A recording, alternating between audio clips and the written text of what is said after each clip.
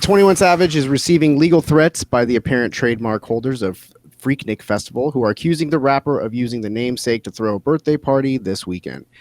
FreakNik originated in Atlanta in the 80s and gained popularity in the 90s as an annual spring break festival. It was revived in 2019 as a 3-day event, and the new trademark holders aren't thrilled that Savage held a birthday bash under the same name.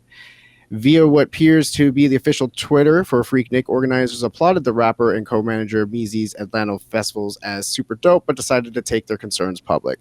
So this is the organizers' flyer for it as they posted it. So look at this. I mean, the most prominent text in the photo, FreakNik21, and yes, sir. Yeah, and I actually did look it up through the United States Patent and Trademark Office. So FreakNik is in fact trademarked at the federal level. It doesn't have to be registered in order for someone to bring a claim, but it bolsters the claim significantly. And then that's just the post about it. And then the response from the FreakNik Festival was, saw 21 Savage and Mega Meezy at FreakNik21 last night at the Underground Atlanta, and it looked like a super dope event. Sucks that we're gonna have to sue them when all we asked was they acknowledged us since it was a free event and they declined. And then that's the party. And to answer one of the questions in the comments, it does not look like anyone is wearing masks. Yeah, look. So guys, I mean, the first thing, when you're talking about a birthday party, a part of you wants to be like, well, what's the big deal? It's just a birthday. But I mean, look at this thing. This was an event. I mean, not that I would expect anything less for 21 Savage, but it certainly was an event. 21 Savage hit back writing, y'all better sit down somewhere. The user then took to Instagram and shared alleged proof of the trademark, a long text exchange reportedly with Savage's team. They reportedly told Meezy that After 9 partners have a trademark for FreakNik and want to find a solution, but Meezy responded by saying he doesn't appreciate folks trying to attach themselves to something we are doing for fun. We knew to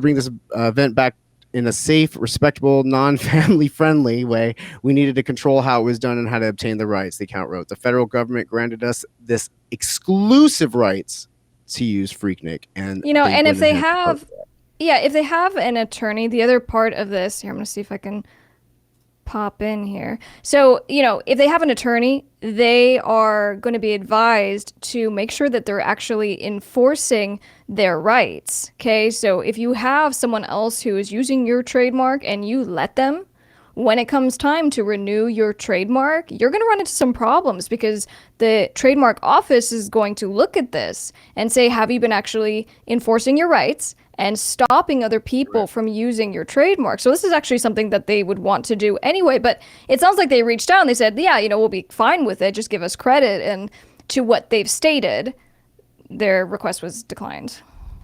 Right. Do you want me to continue with what they posted with this? Yeah, what did they say? They said, we didn't just wake up one day as the FreakNik team and say, man, we need to spend all this money booking artists, advertising, fighting lawsuits from people trying to stop us, and spending over $1 million to revive the FreakNik brand in Atlanta just because we felt it was something cool to do. We knew to bring this event back in a safe, respectable, non-family friendly way, we needed exclusive control.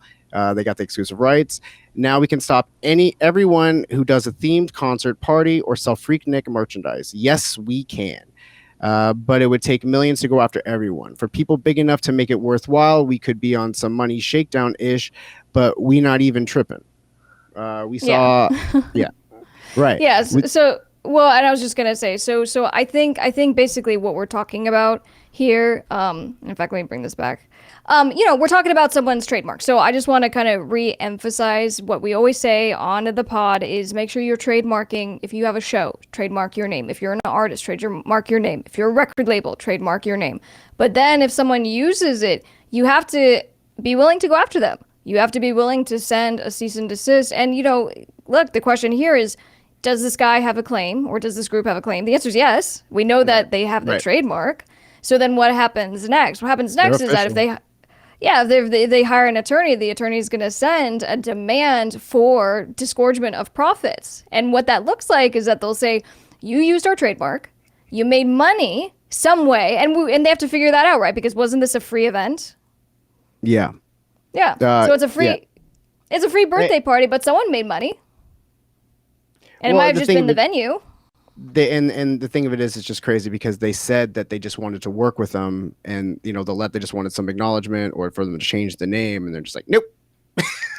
Yeah. Nope. Now the hurdle that FreakNik is going to have to overcome is to show how were they damaged, right? And so they'll say maybe, our trademark has been diluted. We would never associate ourselves with this kind of brand. I don't know what their argument would be, but what they should have said was like, oh, that party looks really lame. Like, you're destroying my FreakNik brand with that lame birthday party you threw. Like, that's not what FreakNik's about. Like, that's what they should have done. But instead of, they gave props and just like, oh, it looks like a dope party, we're gonna sue you now. So maybe that might have been a better positioning to go, as far as if you're setting yourself up for some kind of damages. Be like, oh, like, they're destroying our brand. Like, this, they think people thought that this was FreakNik and FreakNik, and it wasn't.